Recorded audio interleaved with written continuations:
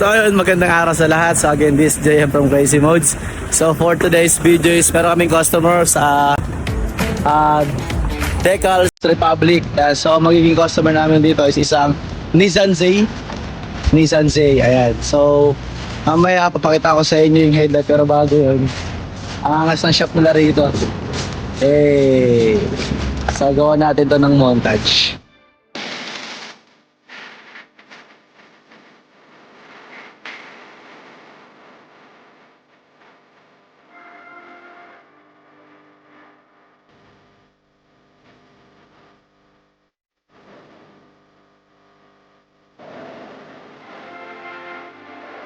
Ayan, so dito papakita ko sa inyo yung customer natin na isa Nissan Z nga.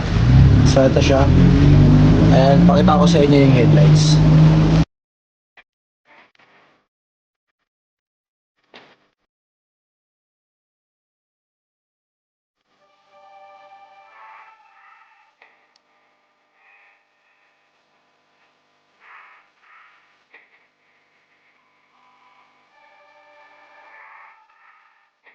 Ayan, so dito is napailaw na nga. Ito yung matrix natin. And ito naman yung stock. Ito yung light output niya. So ginamitan namin ng laser para makita namin kung patag ba o hindi.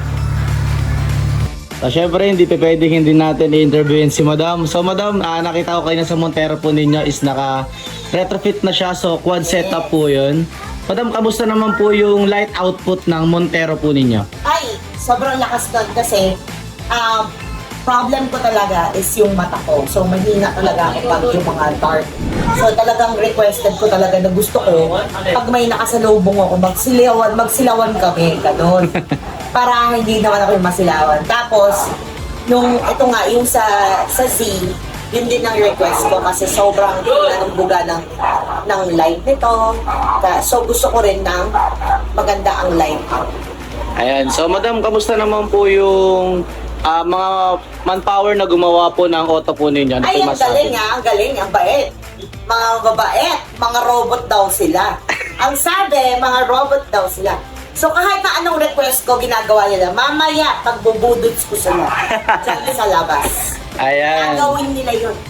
And yun pala Madam, yun, sa dami-dami ng retrofit dito sa Luzon or sa Pilipinas, bakit po isa ang Crazy Mode sa napili ninyong Si Teng gumawa? kasi, matagal ko nang kilala talaga si Teng. So alam ko na kasi yung mga like kunyari may problem, mabilis kasi lapitan. Kunyari, may napundi na, may nasira na, ang bilis malapitan.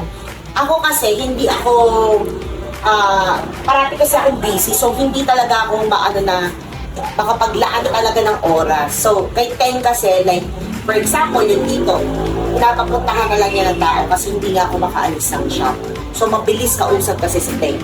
At saka, warranty-wise, wala akong problema. So, pag sabi ko, ito, sira na. Talagang haanin niya na. Wala siyang questions asked na, bakit nasira, bakit ganito, bakit ganito. Papalitan niya ka.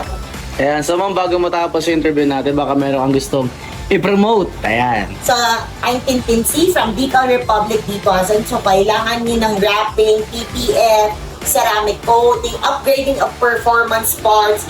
Nandito yan sa atin. Ayan, sana pa nga. Dahil nyo, pin na kayo kay Madam sa Decals Republic. So, ayun Madam, maraming salamat po. Thank you!